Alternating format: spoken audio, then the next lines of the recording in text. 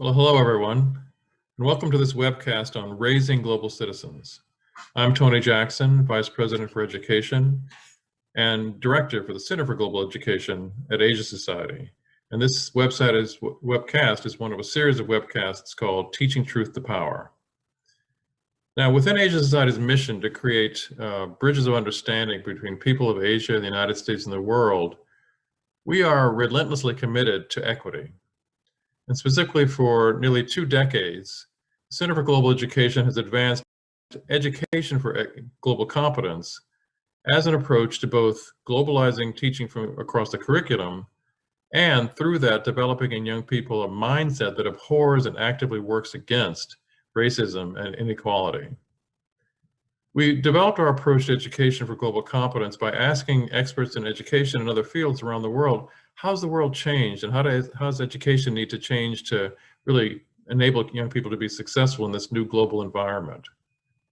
But we also ask ourselves as parents, what kinds of people do we want our kids to become? And how do we want our children to relate to others in the world, especially as our country and our neighborhoods become more diverse? We said that we want our kids to understand the world and how it works. So our approach to education for global competence supports students to learn and apply critical reasoning and curiosity and problem-solving skills to understand the world in its full complexity, to see how local roots of issues like racism are sown by broader global forces. We want our kids to see themselves as equally worthy and deserving of respect. So we designed education for global competence to ensure that children receive experiences designed to develop empathy and to counter this sort of innate psychological mechanism of othering that is at the heart of prejudice. And we said too that we want our kids to make a difference in the world, to be to be players and not bystanders. So the ultimate value of education for global competence is that it develops a disposition in youth to take action for the common good in ways that weigh the positive and negative consequences for actions for themselves and for others and for the planet. So we put together this webcast and the excellent panel of participants because we want you to have a deeper understanding of why educating youth, as they say in Singapore, to be globally minded but locally rooted is so important, and why developing a global mindset and a sense that they can be actors against racism and xenophobia and the other ways that we are so divided along racial, ethnic, and religious lines these days. So to take us forward, I'm very pleased to turn the proceedings back over to Dr. Neelam Chowdhury, Executive Director of Global Learning at Asia Society.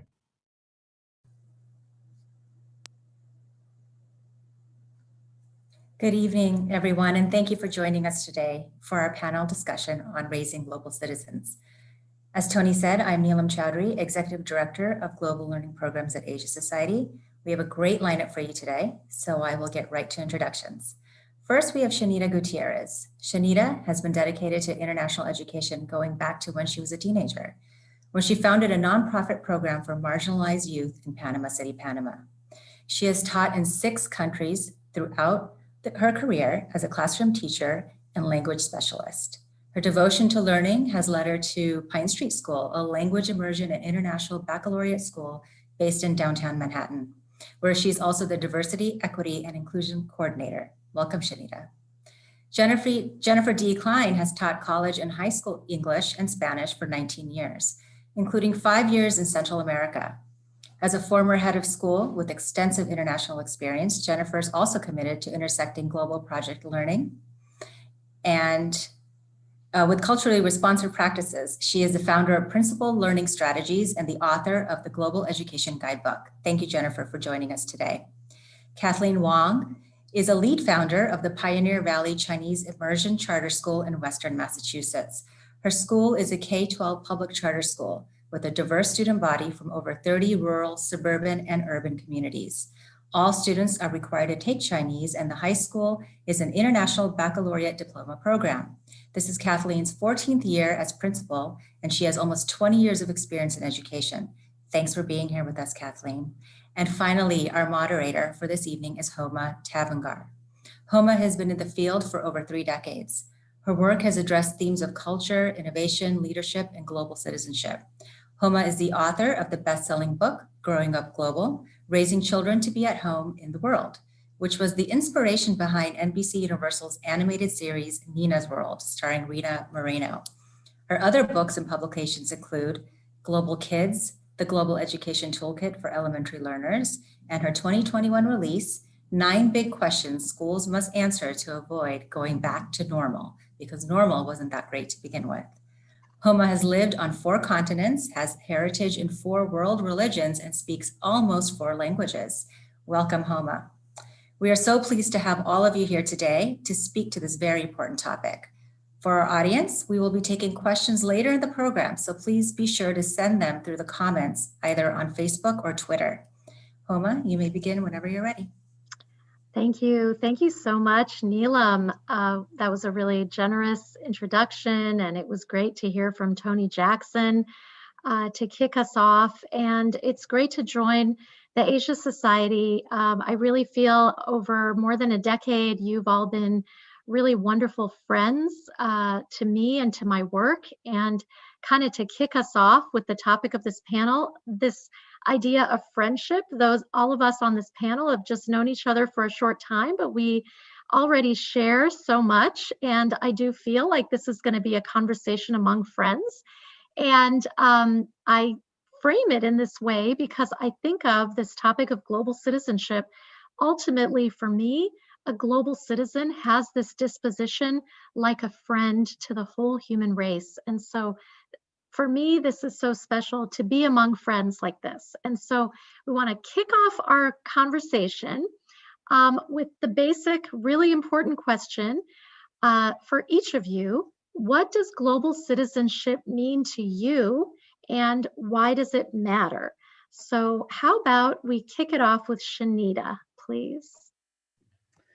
Thank you so much, Homa. And I just want to say a quick thank you to Neelam for having me here, for inviting me to be a part of tonight's conversation. So to me, I think really what comes up to me as being a global citizen is more attributes, like what makes up a global citizen. It's someone who's open-minded, courageous, curious, who wants to make a change. And they have all of these things have a foundation in respect and kindness. And it's a genuine respect, right? And a very caring appreciation for people and who they are from wherever they're from. And I think it matters to me because the more people who are like this in the world, the better and cleaner and safer and more unified place the world can be. So I don't know if that's. Thank you. That's wonderful. Thanks. How about you, Kathleen? What does global citizenship mean to you, and why does it matter? Yeah, I want to echo the thanks to all the Asia Society people and also my panelists as well. What global citizenship means to me is both personal, in that I am the daughter of immigrants, so grew up with another culture, and then they, of course, as immigrants, learned American culture. They were originally from China. So there's the personal side. From the sort of professional side, as an adult, I'm surrounded by K through 12 students, and I love them. I actually asked them their perspective on this particular question. I said, what does it mean? I didn't ask every single 500 and some student, but what one of them said to me, I just want to share, is it means being kind to everyone you meet, no matter who they are. And I, as an adult, feel that that is a very basic definition that many cultures share in their belief system or their value system. Implementing it is not always the, implementation is the details, but I think to me, that's what it means to be a global citizen. It's kindness to anyone, and how you teach that in the students, how you as an adult practice that. I know from my personal family experience, it was a daily experience, much like my panelists who've lived in other countries or been around, global citizens and things like that. I think that's an important part of the definition. It's sort of stepping out of your comfort zone as well and seeing other people with kindness and compassion. So. Thank you, Kathleen. I see a theme starting to emerge here. So, Jennifer, how would you, what does global citizenship mean to you, and why does it matter? So, I'm a product of early experiential ed, right? So I was doing global ed when I was 5, before there was anything even close to the internet in existence. But I still remember when I first discovered this idea of systems theory. And I think I was in college at the time. And for me, actually, the word citizenship is a little bit problematic, and it always has been for me, because I see it as a very Western concept that has a lot to do with civilizing the world as well, which I have issues with, obviously. I think it's, unfortunately, the word itself is connected to colonialism. So I want to ground my response in more Eastern thought, right? Because I discovered systems theory at the same time that I discovered Buddhism, which became very much the path that I walked and continue to walk. That idea of how it's not just interconnection; it's a complete and total interdependence. And when we can see the world that way, when we can start to recognize that the problems that we're facing are absolutely universal, that something like racism that, for example, is often described as a US problem is actually at the heart of many of the conflicts all over the world, even if it was socioeconomically based or whatever you want to call, or religion based, that race is still a part of it. I mean, I think as we can stop doing, oh, that's your problem, not mine, and start to see that your problem affects me and my issues affect you, and we can work together towards something better, then we create something much better, right? And all those borderless challenges that systems theory tells us we can't just solve it in one place and nowhere else. Really, being a global citizen, from my perspective, is understanding that and understanding that we're part of a much broader fabric. Ah, this is great. I think it's really fascinating. Each of you have given quite distinct responses to what global citizenship means and what it means to you in particular. But I find, there is such an interesting thread that is really about sort of the opposite of othering, and there is an intimacy to it when Shanita is talking about different virtues and qualities, and Kathy, from your own experience as a child of immigrants, and then you ended up talking about kindness as well, and Jennifer, having these ideas instilled from a very early age, and then looking systemically, but ultimately it is so intimate and personal, down to your personal beliefs. I think that is such a fascinating, and I could not agree more. And this idea that I mentioned earlier of being a friend to the whole human race, that is also so deeply personal and intimate. And I think, one of the sort of challenges, the sort of bad name that sort of globalism, kind of gets, is it is so othered. It is so out there, so over there. So, let's think about, it doesn't feel personal and local and intimate. And what I'm hearing from each of you is, if that's what it seems like, we're sort of missing the point. And so we really want to drill down to think about, what can we do? What are some thoughts for parents at home? And so, all of us working with educators or as educators ourselves know that link between home and school, the messages that a child is getting at home, if those contradict the messages at school, there's a problem. That's a broken link. So, there is this really kind of fundamental question. And maybe I will start with Kathy and then go to Jennifer and then to Shanita, about families, the role of families. So how do you think families and communities can foster global citizenship in our children, in our youth? And, as an extension to that question, what do you wish parents would do? And what do you wish parents would not do? So it's kind of 3 questions. So take what you want. Sure. It's a great question. I don't think I have all the answers. I mean, this is worthy of a lifetime of research. So the first question about what could parents do, I think there's many little things they could do. You know, I don't think this is the type of thing where, you know, there's a one big solution, we're going to go do this and it's all going to be fixed type thing. I think our actions are cumulative over a lifetime. As a parent, certainly being able to, I like to start with your own family. Many families have a rich cultural heritage. They may not always be aware of that, but they really do. Like, seek out, if the grandparents or the elders or relatives may be alive, start collecting some family stories first, right? And I think for children, if they can connect with their family members, or if there is no family member, maybe there's somebody in the community or the church or some, like, even like teachers as well, connect with an adult that has a background that may not be familiar to you, or you're just curious and want to get to know that person. Because I think the step towards sort of global citizen or global awareness starts in your own home community.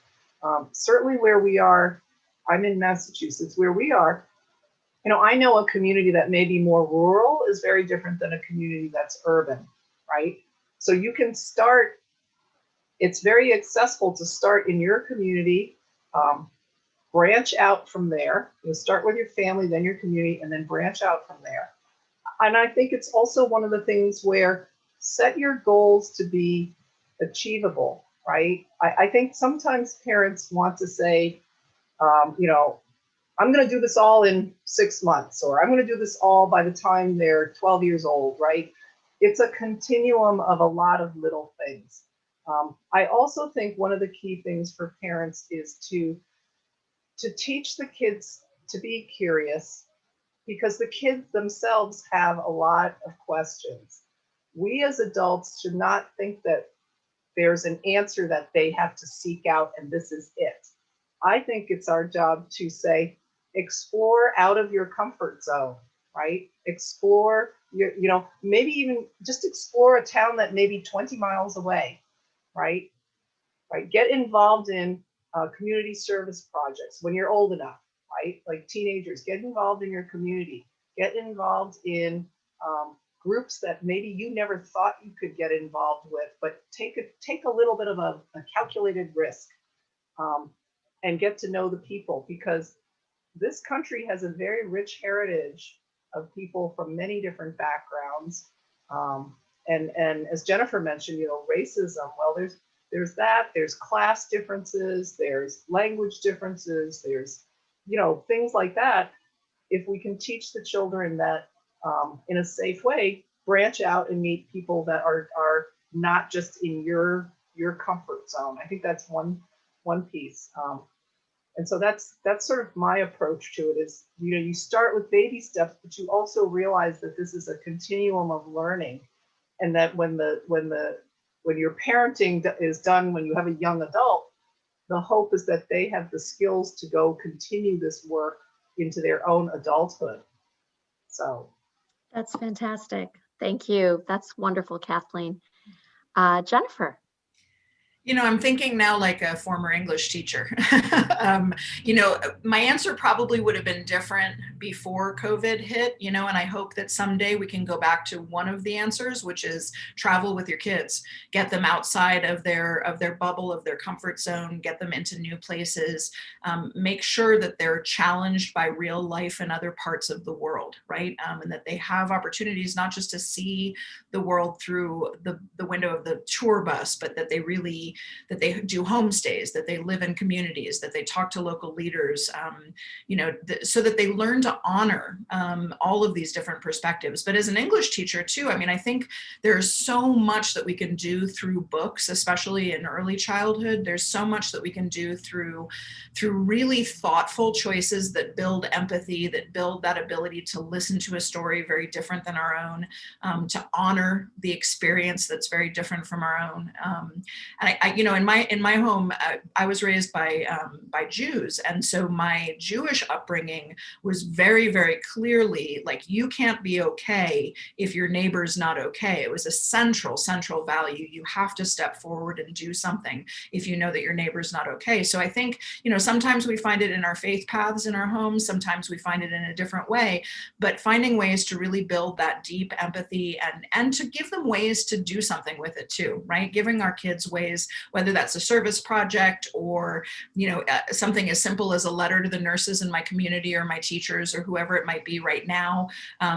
Those small acts of kindness, I agree very much with Kathy. It doesn't have to be massive. We're going to travel around the world for 6 months for kids to cultivate it. And I know that for me, children's literature is often for me, a lot of my understanding of the world came to me through extraordinary children's books that weren't just the American story over and over.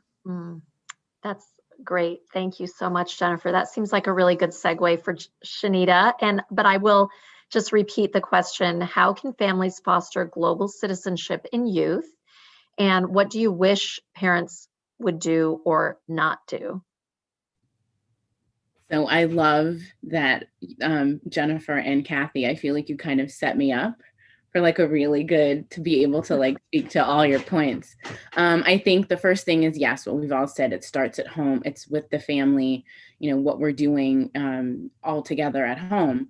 I loved what you said, Kathy, though, about it being a continuum, because it is. There's no like check off list or like, oh, we did this, so we're global citizens now. Yay. No, it's like a constant thing that you do, that you grow with.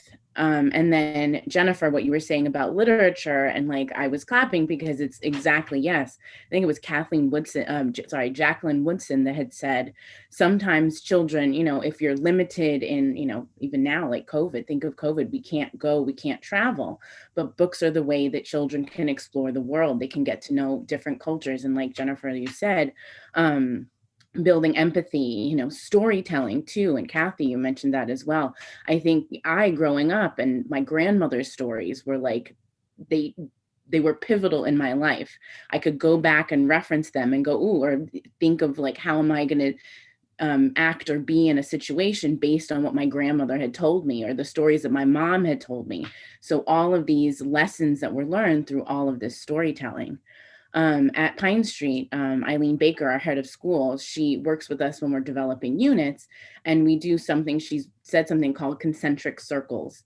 So it's always starting with the child, right? So whether they're 2 or 10, it's always starting with them, because that's the easiest point of reference. I know me first, and then I can know everyone else after, right? And I can make parallels, I can make connections. And I think that's super important to keep in mind, in this building, a global citizen at home. And then I think what would I do, or what would I suggest? There are a couple things. I think modeling being that global citizen that you want to see your child be, in a sense, or letting them see that you are a global citizen, kind of, I want to say, but like letting them see your curiosity, letting them see what you enjoy, what you love, modeling that curiosity and that interest in the world. Asking open-ended questions. I love my families and my parents, and if any of them are here tonight, hello, I love you. But I feel like sometimes parents feel the need to ask like very specific hardball questions. Let's leave those for like, politicians. Ask your kids, how was lunch?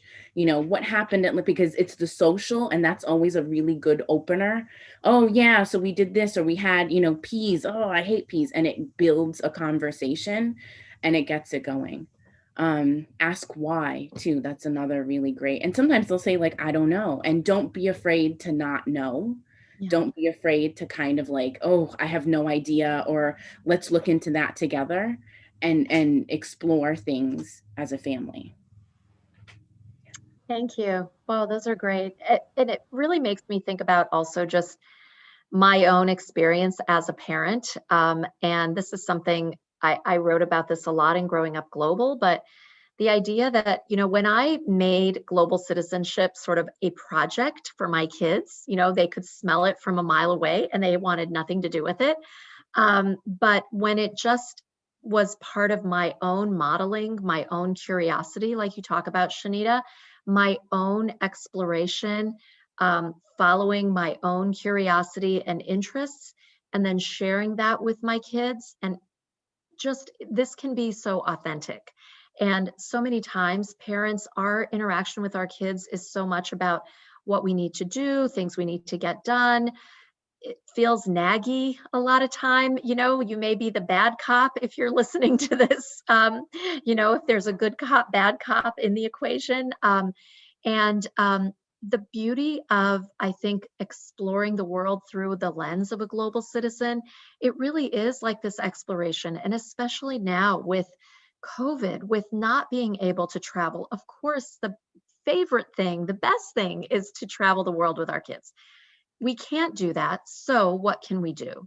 And so, all the ways that we can explore from home, simple things like recipes and food and even takeout from places we'd never been before, or grocery stores that, like to Kathy's point about, what's within 10 or 20 mile radius of where you live, there is very likely an ethnic grocery store within a 20 to 50 mile radius of where everybody on this call lives.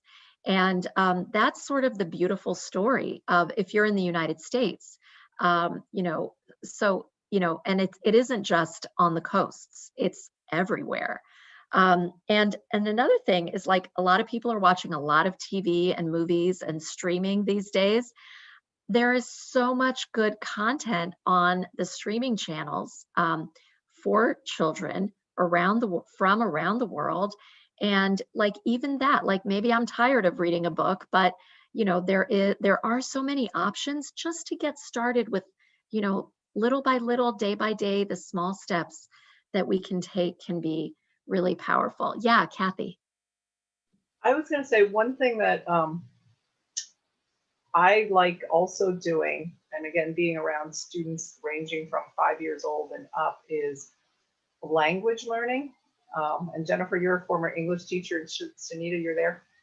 If you can't travel or go 5-10 miles away or whatever, when kids learn language, the English language, I wish every kid would learn another language other than, their home language. I think being multilingual is a beautiful way to expose kids to other, obviously other cultures and languages. But even in the English language, if that's your home language, okay, whatever your home language is, so many words enter into language that have origin from other places.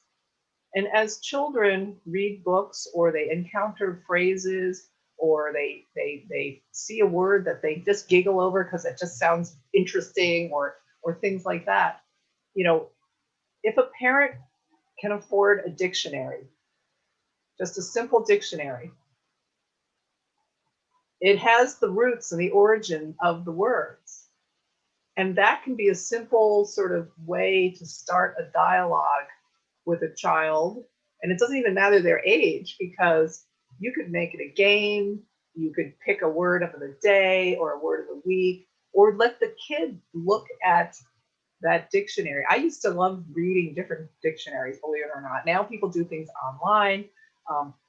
When we see young children building those early literacy skills, sometimes they really do giggle when they see a word that just seems so odd. Like, why is it pronounced that way? Like, English has a lot of inconsistencies. It's not a pure phonetic language because it has the richness of words that come from other places, right?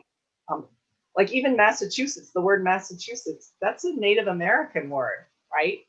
And so it can be a bridge to teach kids naturally about things that, like, I always want to make sure there's something as accessible for families, so they don't necessarily have to, jet off to some, exotic place and That's right. whatever. And but that's part of the equity issue as well. Totally, totally. Yeah. And then again, if you don't speak another language, don't beat yourself up about that. Talk about, whatever your home language is, because just about every language on this planet has adopted some root words from their own heritage, but also through history, languages evolve to have, words that come from other places. And a common dictionary, even the littlest ones, will have the roots of the words, and that can start a dialogue with the kids. So. And I love that as also language learning as a sort of embodiment and an entry point to deeper empathy as well. And all of you have discussed the theme of empathy and how integral that is to global citizenship. And probably every parent wants their child to grow up as happy and empathetic. So that is another way. And I think definitely with all the technology, you could have a tutor who lives on the other side of the world, who's a native speaker, that you learn through video. There's so many applications that you can download and learn, and so many ways. So yeah, that's fantastic. So I want to ask one question, and I want to do it sort of as a lightning round. Okay, so just like if you have one quick piece of advice. So this has to do with what might a healthy school, family, community partnership. So all of you as educators, what would you what is sort of the thing you would love to see, or what does it look like to have a healthy partnership, particularly when it comes to equity at the heart of your MO as a school and building global citizenship? So what might be like one key idea of a partnership? Jennifer, if you could start that. Sure, I'll try to keep it short. I know it's a big question, It is sorry. a big question. No, it's okay. And I just spent 3+ years as a head of school, right? So for me, it's there are lots of layers to this. But I think the biggest thing is that parents and schools can be working together in tandem as opposed to in opposition. That was something that I remember seeing, unfortunately, more of than I wanted to. And over the years, I've seen plenty of really great relationships develop as well. But for example, if there was a school that I was working with at one point they were reading A Long Walk to Water, and there was a mother from Kenya originally whose initial reaction to that work was anger, and she sent a very angry email to the teachers about their choice of that book, because she said not everybody who walks for water has a miserable experience. It's a community activity for women and girls, and it's not always as it's often painted. And the only thing that I wish had happened differently is that she had just written to them and said, I would love to come in and offer this other perspective, because what I got as their coach was 2 panicked teachers going, oh my gosh, what do we do? And I said, well, what a great problem to have. Invite her in, have her come in and tell her story. But it could have been a much smoother partnership and a healthier partnership if she had just stepped up and said, you know what, there's more to this story and I would love to share it with your kids. So I think that's the heart of a healthy relationship. Thank you. That's great. Thanks. Shanita. I think for me, just as a teacher, is trust, making sure that parents and administration and school and teachers as well, we have a relationship that's based in trust. Like, you've picked us, we're going to do our best and we want you to be involved, asking questions, really, I exactly what Jennifer was saying, like inviting and having like a reciprocal relationship, right? Where parents are like, feel welcome, and teachers as well feel open and welcome to invite and to ask you. And I think that's it. Yeah. Trust. When trust underlies the relationship, there's so much that can be done. Exactly. Yeah, Kathy. I think it's respectful connection, which builds on trust, and it builds on that harmony that Jennifer talked about. Respect to me is fundamental in a relationship. It's it's not just formality of respect. It's how we communicate, how we behave, how open we are to another person's view. Um, the connected piece to me is that you have to have, in a school family relationship, the connection really is essential because the children are watching our connection as adults. We want the children to connect to the educators and the teachers, because if a child feels connected, then they will learn in a very safe, they feel safe, emotionally safe, and then the academics can come, right? So the social emotional piece of connectedness and belonging in your school environment is, I think, absolutely essential. And if they don't feel that connectedness, how do we outreach to them, and how do we build that connectedness? I think for parents, and I'm a parent myself, I have teenagers, parenting is a journey that also is a lifetime piece. And the schools that we choose to send our kids to, or if we're homeschooling, we as parents also need that feeling that we're connected to other adults who are going through this process to educate the next generation. So to me, it's respectful connection. That's great. So I'm hearing, things about sort of open communication, trust, respectful connection. And it is interesting because it almost is like those are also answers of what does it mean to be a global citizen and how do you, demonstrate that.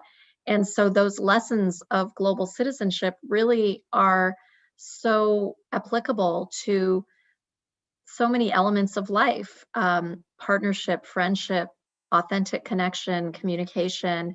And I guess it kind of leads us to kind of our final overarching question.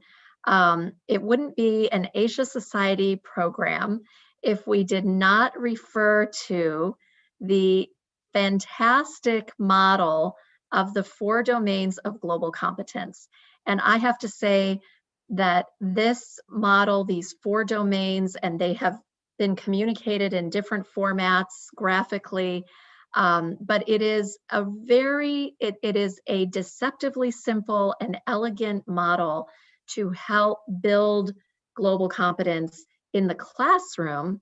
And what our sort of challenge extension tonight is to think about how families can also try to live those 4 domains and integrate them not only in a narrow, not that global competence is ever narrow, but not only global competence, but really, kind of based on the opening language that Tony Jackson shared.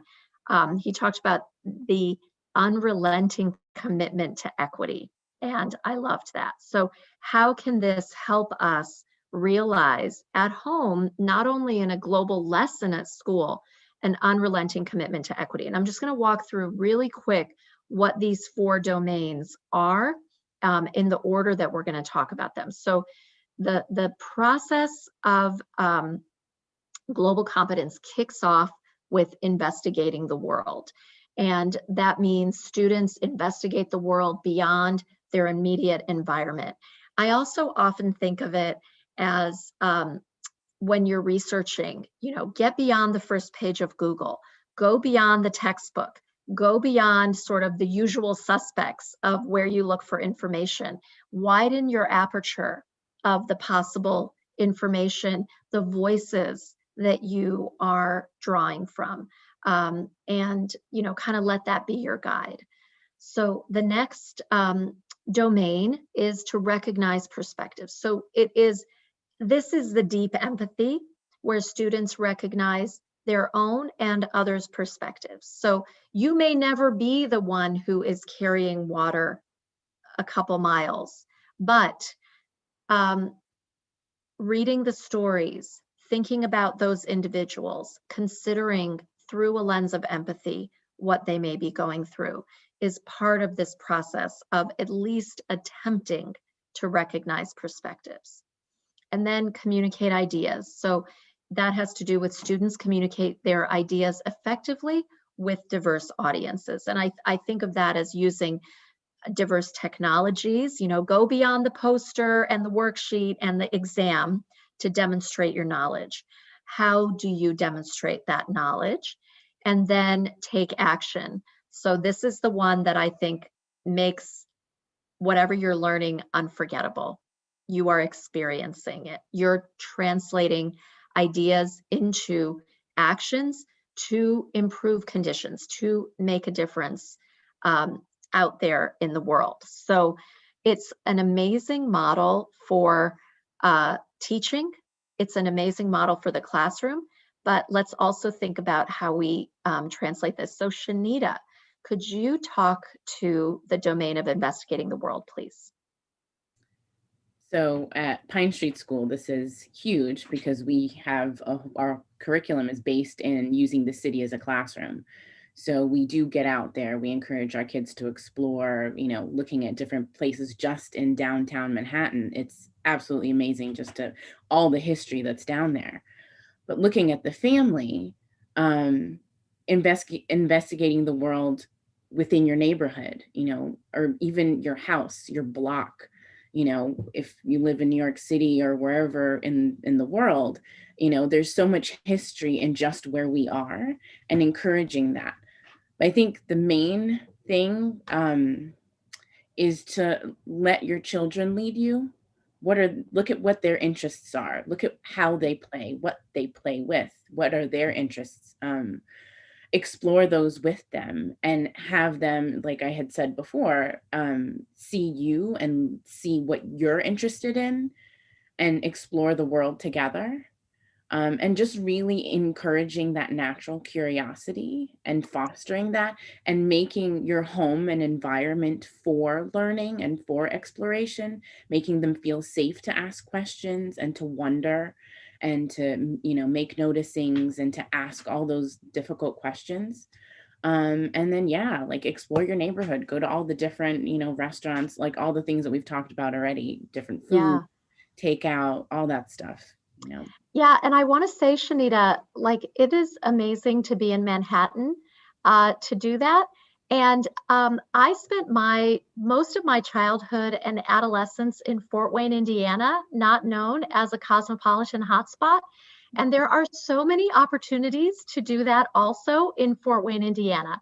You do not have to be in Manhattan. And that's part of, kind of what a special time we live in. So Kathy, could you please speak to recognizing perspectives? I would love to.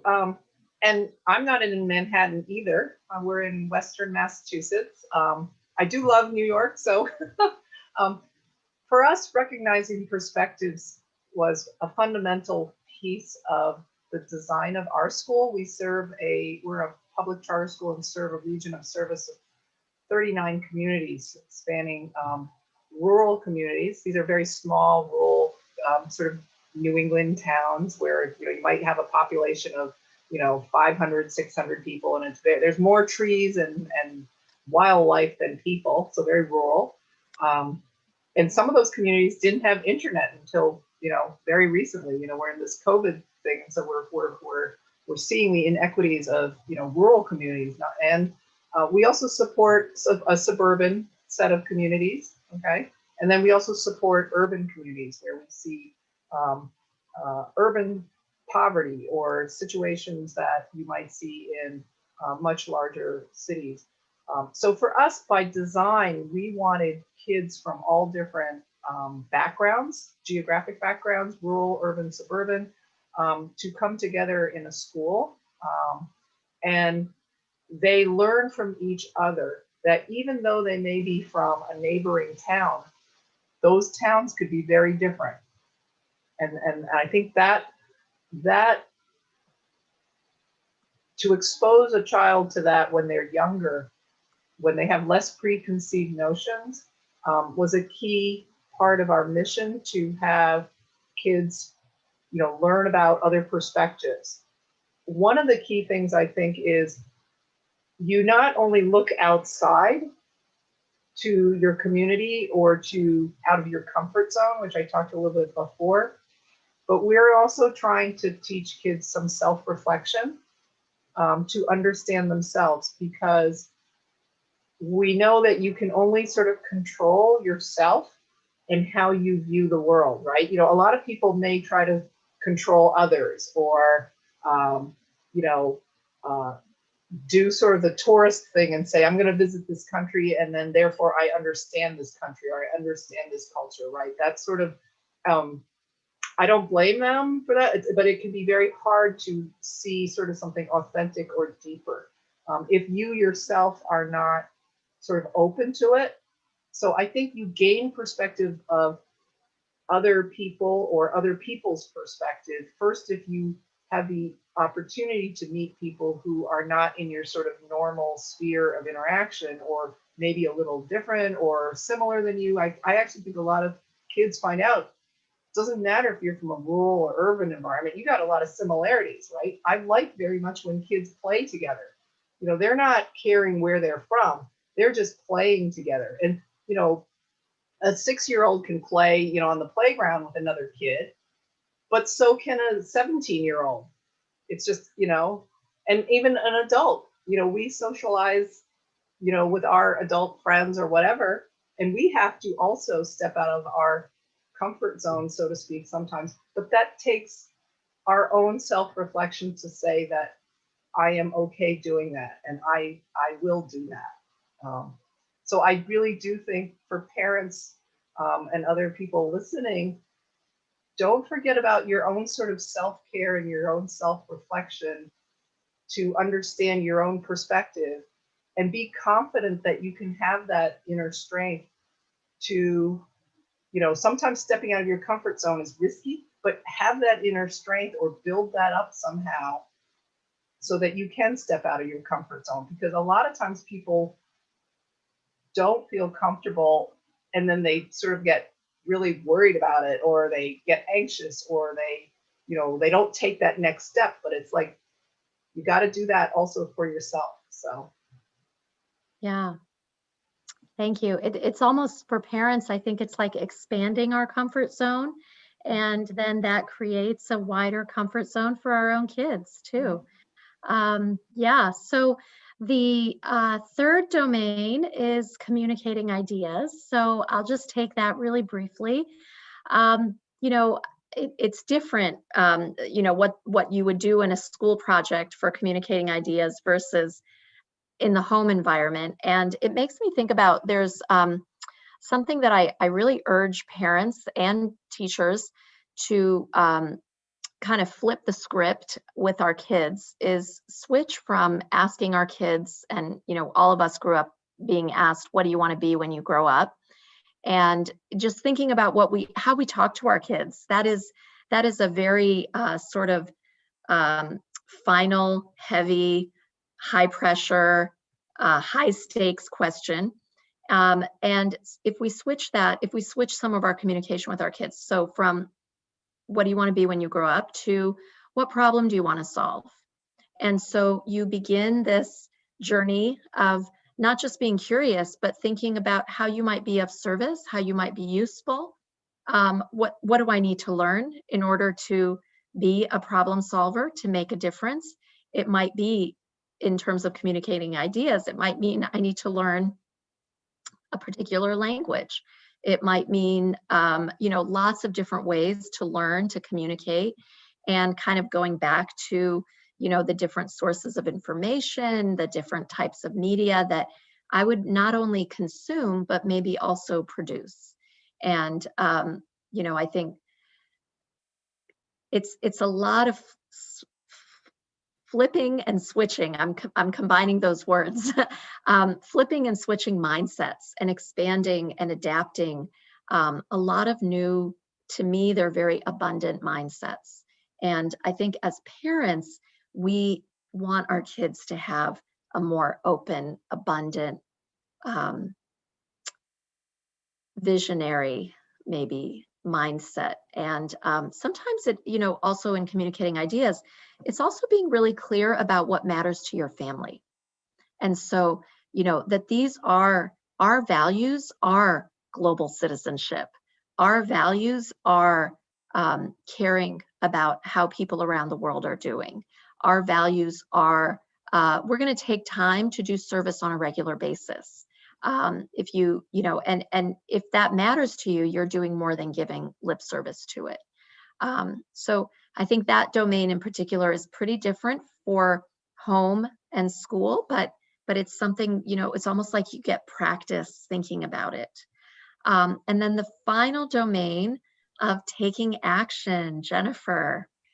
So yeah, I think you're right that this is where they all come together, and as a result, it's also the facet that ensures that kids don't feel hopeless when they're learning about things that are really hard to. You know, I remember the first time I learned about global conflict. If I had not had a way to go demonstrate against a South African apartheid, for example, or to go, you know, protest outside of the nuclear weapons plant here that existed when I was a teenager here in Colorado. If I hadn't found those channels for action on the things that I had come to understand about the world, whether it was local or global, I would have ended up a very angry adult. And I think that's something we need to keep in mind. As kids are exposed to this, they have to find ways to take action. But I think the equity piece is really important. And I dedicated a lot of time in the Global Education Guidebook to the question of equity, because I think it's very easy for us to fall into the trap of thinking that service, for example, and I agree with you, Homa, I think it should be a central facet of childhood. I think it's something that families should be doing together as a family. But I also think that sometimes it gets misinterpreted in the home as much as it does in the schoolhouse, to be honest. And it's seen as, we're going to go help people today. I've seen too many projects, whether they're family or school, where there's what I would actually describe as a sort of savior mentality, or an old colonial idea about one group of people having the answer for another one, right? And knowing better than another one. And true global citizens don't think that way. True global citizens enter a new context, whether that's, you know, and I want to clarify, global can mean Native American communities 5 minutes from you too, right? It doesn't have to be the other side of the world. But that when we engage with others, when we take on a service project, that we see ourselves as walking alongside them. And that means really starting from a place of, they know how to solve their own problems. I'm just here to support them, right? I'm just here to be a part of this, as opposed to, I know what they need. This is what they need. And I'm just going to do it for them because they can't do it for themselves. That's a real deficit way of thinking about others. And the asset way of thinking about others is, every community in the world has answers that other communities need. And learning with each other and working together and walking that path together is far more powerful and probably more healing in the long run for our planet than, you know, I think I figured out the solutions, and so now I'm going to save this group of people. I'm so happy that you mentioned, I'm so grateful that you brought that up, Jennifer. It would have really, this conversation would have really been lacking without that clarity. That is so important. This is not about being anyone's savior, and it is not about, you know, filling the deficits of other places. It's really, there is so much that we all learn through the whole process. Absolutely. Well, and we have to remember too that service might mean we go clean up our local park, right? Service doesn't necessarily mean that we're helping to take care of somebody who can't take care of themselves, right? Like, we really have to shift that mindset. Yeah, and it kind of brings up a question that always comes up in these fora about global versus local, you know, and it kind of becomes this either or, again, scarcity mindset. And it is very much of an and, a yes, and there is no problem. There is no dichotomy. I am local and I am global. And you know, that's part of the mindset that is very important. Parents can really help their children as they're learning it. They can help instill. So that kind of takes us, we have just a few minutes. We'll take another question from the audience. And that is, it's a big one. It comes up all the time. How do you balance global education with content standards and district requirements? Those must do sort of structures of school. How do you balance that? And I'll just, whoever wants to raise their hand to answer, please go ahead. Jennifer. I'm glad to jump in because obviously running a school was all about trying to make sure that we were in fact hitting the standards as well. I mean, I think there's often a perception among teachers, among parents, that global is something that we do separately. And I think actually any discipline, any topic, any topic that we're working on in class can have that global element. I often think of it as being like an accordion. You know, we're going to look at this moment in history in this place, but then we're also going to understand its reverberations out into broader communities and even back from the world to our own, right? I totally understand the concern from parents, and I think it's a very important thing that we have to keep working on in the schoolhouse and the home as well. But I don't think that they're mutually exclusive. I guess that's ultimately my point. I think that we can take any set of standards and turn it into a meaningful experience for students that includes somewhere along the way that global voice. And what I often coach teachers around is this idea of, you know, see if you can find somebody who is experiencing what the kids are learning, or see if you can find somebody, in other words, they're living it, right? Like they don't have access to water, right? Let's hear from somebody like that. Try to get a first person. Let's hear, right, exactly, that primary source experience. And let's hear from people who are working to solve it too, so that we can learn how experts are approaching that given challenge, right? And get ideas from them and come up with our own as well. But I don't think they're mutually exclusive. And I think it's easy to start to feel like they are if you think of global as something that's extra, that happens on the periphery. Yeah, and hopefully this whole panel has shown it's not just extra. Shanita or Kathy, do you have anything to add? Yeah, Shanita. So for us at Pine Street, it's completely interwoven. So all of what we do, whether it's in diversity, equity, and inclusion, or, you know, our cultural units of inquiry, those standards are built in.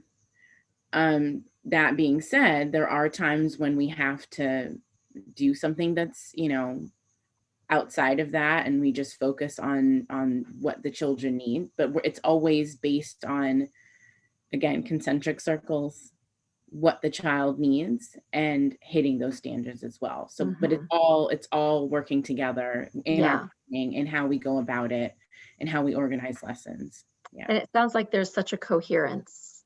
Exactly. Kathy, a minute. You have the last minute. I was going to say, don't think you can't be part of the change. Before I was part of the founding group to start the school, I was part of a statewide initiative looking at international education and trying to get more integration. I think Jennifer talked about, don't think of it as something separate, but more integration of international content into the standards. You have to be patient. It takes years to get standards changed, but it is possible to make those changes. So I think that's my parting thought. And of course, you pick materials and you train your staff and you try to get kids exposed to a bunch of stuff. But I also think that standards, there are people who write standards.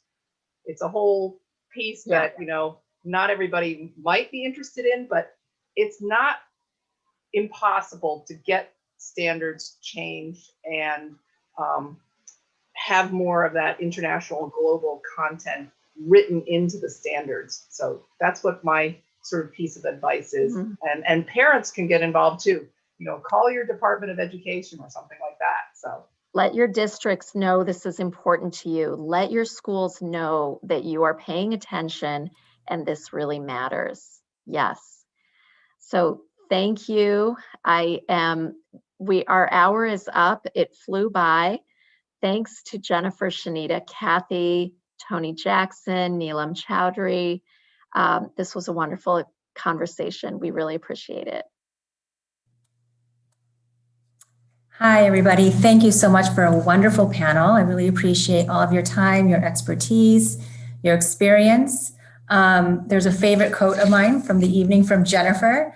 We have to find ways for children to take action or else they will become angry adults. I think that's just such an amazing way to look at it. And I love how the examples that you gave. You want to give kids the opportunity to really explore what they're, struggling with, and really explore the things that they are upset about and want to improve on and change. And I think the way you said it was just so perfect. So thank you for that. And thank you all for your passion and dedication. I think that a lot of parents on this panel probably learned a lot, not only about what's happening with global education, but what it is that they can do at home for their own students and their own children. So thank you very much for that. And for our audience, please be sure to visit our website for more discussions that teach truth to power by visiting www.asiasociety.org/education. Thanks again to everybody, and have